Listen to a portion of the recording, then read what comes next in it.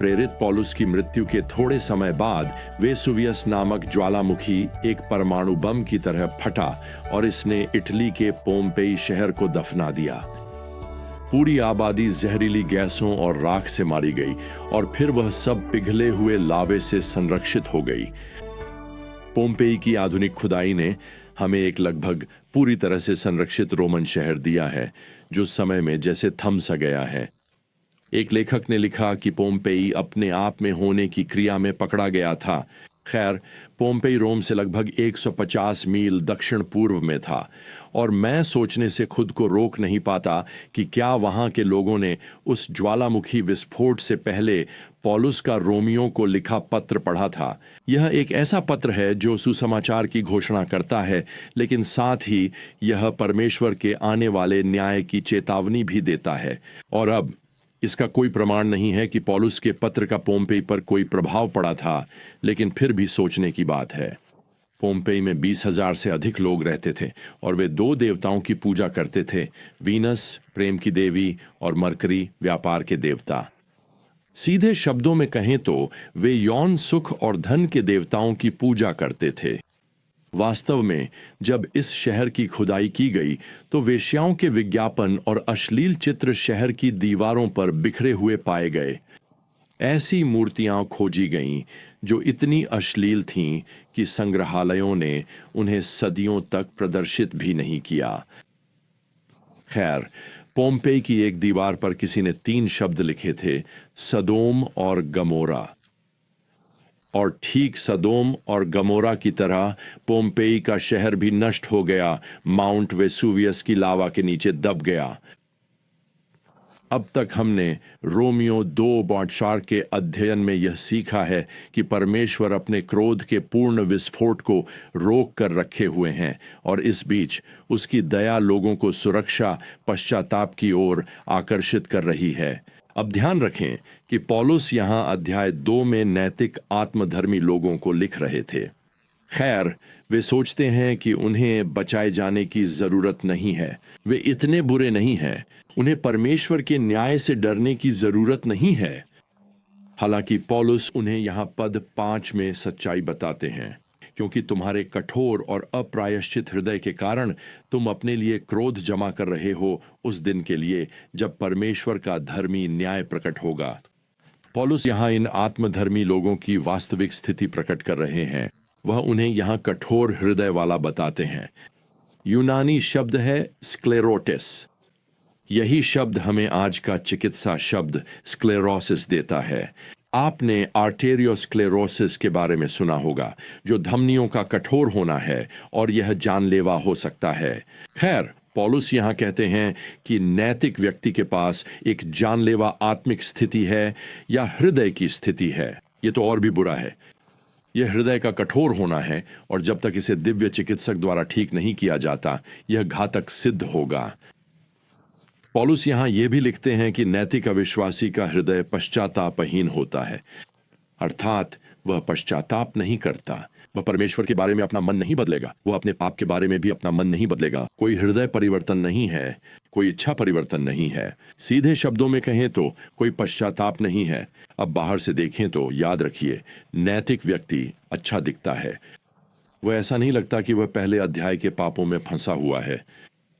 वह चर्च का सदस्य होगा, वह स्कूल के बाद वंचित बच्चों को पढ़ाएगा, वह बेघर लोगों को भोजन परोसेगा। देखिए, बाहर से सब कुछ शानदार लगता है, लेकिन पौलुस दिखाते हैं कि परमेश्वर की पवित्रता की एक्सरे के नीचे उसके हृदय में कठोरता है। असल में उसे हृदय प्रत्यारोपण की आवश्यकता है और केवल दिव्य चिकित्सक ही इस प्रकार की आत्मिक सर्जरी कर सकता है। अब जो लोग अपनी उद्धार की आवश्यकता को स्वीकार नहीं करते, जो यह नहीं मानते कि उन्हें हृदय की सर्जरी की जरूरत है, उनके लिए पौलुस यहाँ पद 5 में लिखते हैं, तुम अपने लिए क्रोध के दिन के लिए क्रोध जमा कर रहे हो, जब परमेश्वर का धर्मी न्याय प्रकट होगा। यहाँ जमा करना एक ऐसा शब्द है जो धीरे धीरे संग्रह करने को दर्शाता है। तो पौलुस कह रहे हैं, श्रीमान या श्रीमती, मिस, नैतिक सम्मानित व्यक्ति, क्या आपको लगता है कि आप अच्छा दिखकर बच निकलेंगे? क्या आपको लगता है कि आप अच्छे काम जमा कर रहे हैं और एक दिन वे आपके सारे बुरे कामों से भारी पड़ जाएंगे? असल में आप जो कर रहे हैं वह है क्रोध जमा करना। आप परमेश्वर के क्रोध को और ऊंचा और ऊंचा और ऊंचा जमा कर रहे हैं, जो एक दिन आपके अपरिवर्तित हृदय के कारण आप पर प्रकट होगा। और इस पद में यही चेतावनी दी गई है, जितना अधिक आप पाप में बने रहते हैं, उतना ही अधिक आप अपने पाप का बचाव करने में माहिर हो जाते हैं, बजाय इसके कि आप उससे पश्चाताप करें। वास्तव में जितनी उम्र बढ़ती है उतने ही आप जिद्दी होते जाते हैं। पौलुस यहाँ कहते हैं कि एक दिन यह शाश्वत हिसाब किताब होगा, जब, जैसा कि वह यहाँ 6 पद में लिखते हैं, वह हर एक को उसके कामों के अनुसार प्रतिफल देगा। अब हमें यहाँ समझना चाहिए कि पौलुस यहाँ उद्धार का आधार परिभाषित नहीं कर रहे हैं, वह न्याय का आधार परिभाषित कर रहे हैं।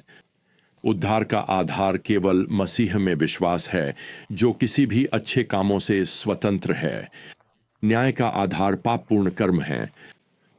विश्वासी एक दिन मसीह के न्याय आसन के सामने खड़ा होगा, जहां उसके कामों का न्याय किया जाएगा, यह देखने के लिए नहीं कि वह स्वर्ग में जा सकता है या नहीं, बल्कि इस बात के लिए कि उसने पृथ्वी पर जैसा जीवन जिया उसके अनुसार उसे कैसे प्रतिफल मिलेगा। यह 2 कुरिन्थियों 5 में है।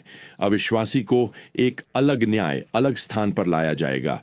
इसे परमेश्वर का महान श्वेत सिंहासन कहा जाता है। अविश्वासी को उस अंतिम न्याय में यह देखने के लिए नहीं लाया जाता कि वह नरक जाएगा या नहीं, बल्कि यह समझने के लिए लाया जाता है कि वह क्यों जा रहा है। प्रकाशित वाक्य 20 उस घटना का वर्णन करता है। अब मुझे यहां रुककर एक बात स्पष्ट करने दीजिए। केवल मसीह में विश्वास उद्धार लाता है, फिर भी उसी समय सच्चा विश्वास अपने आप को अच्छे कामों के द्वारा प्रकट करता है। पौलुस ने इफिसियों अध्याय 2 पद 10 में लिखा, हम उसी की कृति हैं जो मसीह यीशु में अच्छे कामों के लिए बनाए गए हैं, जिन्हें परमेश्वर ने पहले से तैयार किया कि हम उनमें चलें। सच्चा विश्वास आपके स्वर्गीय पिता को प्रसन्न करने की इच्छा उत्पन्न करेगा। आप उसके संतान हैं और आप चाहते हैं कि वह आप पर गर्व करे। और मुझे आपको बताने दीजिए, अगर लोग दावा करते हैं कि वे मसीही हैं, लेकिन उनके अंदर अपने स्वर्गीय पिता को प्रसन्न करने की कोई इच्छा नहीं है, तो वे खुद को धोखा दे रहे हैं। अब यहाँ पद में परमेश्वर के न्याय का परिणाम आता है। 7, जो लोग धैर्य और अच्छे कामों के द्वारा महिमा, आदर और अमृता की खोज करते हैं, उन्हें वह अनंत जीवन देगा। अब इसके विपरीत पद 8, परंतु जो स्वार्थी हैं और सत्य की आज्ञा नहीं मानते, बल्कि अधर्म की आज्ञा मानते हैं, उन पर क्रोध और प्रकोप होगा। मुझे आपको बताने दीजिए, अविश्वासी के लिए यह एक डरावनी चेतावनी है। यह मानो ऐसा है जैसे कहा जा रहा हो, वेसुवियस ज्वालामुखी गड़गड़ा रहा है। हर दिन जब आप एक अविश्वासी के रूप में जीते हैं, हर घंटा जब आप पश्चाताप करने और मसीह का अनुसरण करने से इनकार करते हैं, तो यह आने वाले, कहें तो, लावा के न्याय के विस्फोट को और भी अधिक भयानक बना देता है। यह हमें, जिन्हें यीशु मसीह द्वारा परमेश्वर के क्रोध से बचाया गया है, और भी अधिक आभारी बना देता है।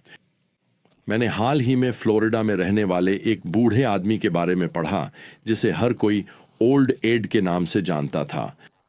हर शुक्रवार शाम जब सूरज ढलने लगता, ओल्ड एड एक बाल्टी में झींगे लेकर घाट पर चला जाता और जल्द ही आसमान चीखते चिल्लाते समुद्री पक्षियों से भर जाता। वह उन झींगों को हवा में उछालता और पक्षी उन्हें पकड़ने के लिए झपट पड़ते, और पास के लोग यह नोटिस करते कि वह अपनी सांस में वह पक्षियों से कुछ कह रहा हो। उनका नाम एडी रिकेनबैकर था और उन्होंने द्वितीय विश्व युद्ध में B-17 विमान उड़ाया था। एक मिशन के दौरान वह और उनकी टीम प्रशांत महासागर में दुर्घटनाग्रस्त हो गए। चमत्कारिक रूप से वे सभी विमान से बाहर निकलने में सफल रहे और अपनी जीवन रक्षक नाव में सवार हो गए और कई दिनों तक उसी नाव पर रहे। वे सूरज की तपिश और शार्कों से जूझते रहे और उन्हें प्यास भी सताती रही। आखिरकार उनका राशन खत्म हो गया और हालात बेहद गंभीर हो गए। एक दिन जब दल भूख से मरने के कगार पर था, एड अपनी टोपी आंखों पर खींचे अर्धचेतन अवस्था में लेटे हुए थे। तभी कुछ उनके सिर पर आकर बैठ गया। वह एक सीगल थी और अगर वह उसे पकड़ लेते तो वह सीगल उनके लिए भोजन बन सकती थी। खैर, उन्होंने धीरे धीरे हाथ बढ़ाया और सचमुच उन्होंने उसे पकड़ लिया।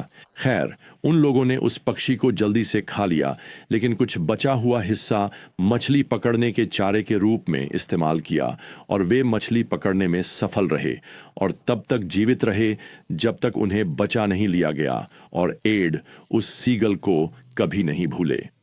तो अपनी मृत्यु तक वर्षों तक हर शुक्रवार की शाम बूढ़े एड एक बाल्टी में झींगे भरकर उस घाट पर जाते थे और उन्हें हवा में सीगल्स के लिए उछालते हुए बार बार कहते थे, धन्यवाद, धन्यवाद, धन्यवाद।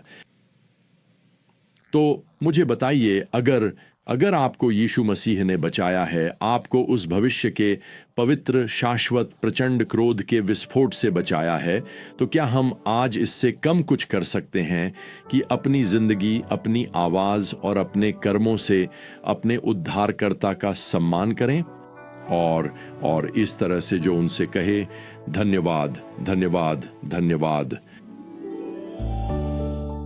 तो जब तक हम अपनी बुद्धिमत्ता की यात्रा पर रवाना नहीं होते, प्रभु यीशु मसीह का अनुग्रह, परमेश्वर का प्रेम, पवित्र आत्मा की संगति आप सभी के साथ बनी रहे। आमीन।